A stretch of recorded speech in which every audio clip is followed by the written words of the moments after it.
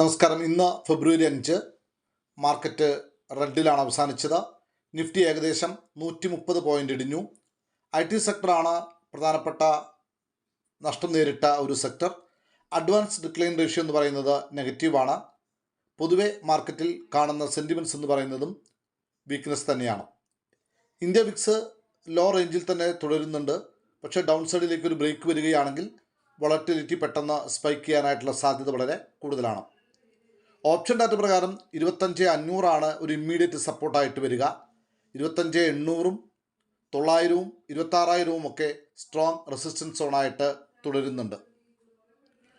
Option buyers ശ്രദ്ധിക്കേണ്ട കാര്യം, ലെവൽസിൽ break ചെയ്യുന്ന കൺഫർമേഷൻ ലഭിക്കാതെ ഒരിക്കലും ട്രേഡിലേക്ക് കടക്കരുത്. കാരണം പൊതുവേ മാർക്കറ്റിന് കൺസോളിഡേഷൻ ഒപ്പം തന്നെ ഒരു ബെയറിഷ് ഈ രണ്ട് ഷെയ്ഡാണ് ഉള്ളത് എന്ന് മനസ്സിലാക്കുക. മാത്രമല്ല റിസ്ക് മാനേജ് ചെയ്യുക എന്നുള്ളത് ഓപ്ഷൻ ബൈയിങ്ങിൽ വളരെ കമ്പൽസറി ആയിട്ടുള്ള ഒരു ആക്ടിവിറ്റി കൂടിയാണ്. അപ്പോൾ നാളെ മാർക്കറ്റിൽ നമ്മൾ പ്രതീക്ഷിക്കുന്ന ചില ലെവലുകളാണ് ഇപ്പോൾ സ്ക്രീനിൽ കാണുന്നത്. ഈ ലെവലുകളൊക്കെ തന്നെ സപ്പോർട്ടായോ റെസിസ്റ്റൻസായോ ആക്ട് ചെയ്യപ്പെട്ടേക്കാം. അതുകൊണ്ട് ഓരോരുത്തരും അവനവൻ്റെ റിസ്കിൽ തന്നെ ട്രേഡ് ചെയ്യുക, പഠിക്കുക, മനസ്സിലാക്കുക. നൽകിക്കൊണ്ടിരിക്കുന്ന എല്ലാ സപ്പോർട്ടിനും പ്രത്യേകം നന്ദി. നിങ്ങളുടെ സപ്പോർട്ട് തുടരുക.